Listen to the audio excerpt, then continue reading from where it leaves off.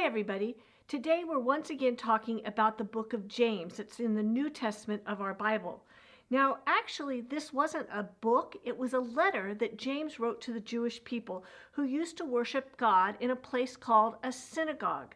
Back in this time, you could find them almost everywhere, in every town and every village. People would go to the synagogue to worship, to pray, and to learn from the rabbis or the teachers. They were the center of the Jewish activity, much like our church is today throughout the week. And like our church, one of the busiest times was on the Sabbath. Each week the place would be packed out, so packed out that they would often run out of seats for everyone, so you could be left sitting on the floor even. It looked something like this. Now, synagogues had benches available around the room, but these weren't just for anyone. They even labeled them. Yep, they called them the chief seats. Not just anyone could sit there. They didn't call them the bedhead seats or the smells like rotten cheese seats.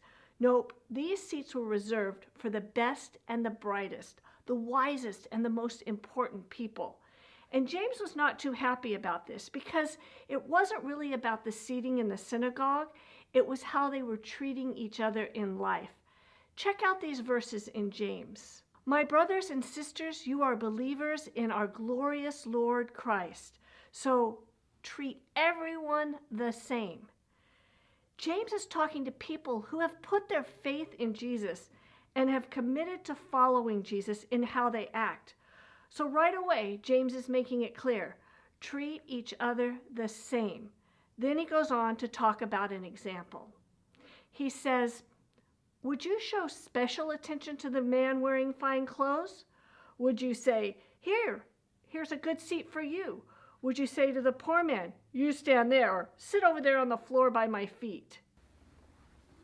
Right, this guy, he's the one. He's got gold jewelry, some fine clothes. This guy had it going on. He comes into the synagogue and everybody makes a big deal. Have a seat right there. Thank you. Guys, look how blessed we are to have him join us in the synagogue and grace us with his presence. Wow. Do you need anything? No. You're good? Awesome. Awesome. Now he's all taken care of. Let's check out the next person who's going to walk into the room. James talks about a poor man that might show up. So how did they respond to this guy? Yeah, they were totally rude. They told him just to stand or sit on the floor. Oh, yeah, here, have a seat. Yeah, right there. All right, great. You doing okay? Are you good? Need anything yet? No? Okay, great. All right. Oh, stand up. Here. This will make you so much more comfy. There you go. All right. You good now? Great. Do you see a problem? Of course there's a problem. I showed favoritism to the rich guy just because he looked like he was important, and I gave him the better seat. And while I did that, I completely disrespected the other guy, and I made him sit on the floor just because he wasn't dressed as nice and kind of looked a mess. When somebody is shown favoritism over us or someone else, it's pretty disrespectful, isn't it? James used an example where favoritism was based on how somebody looked.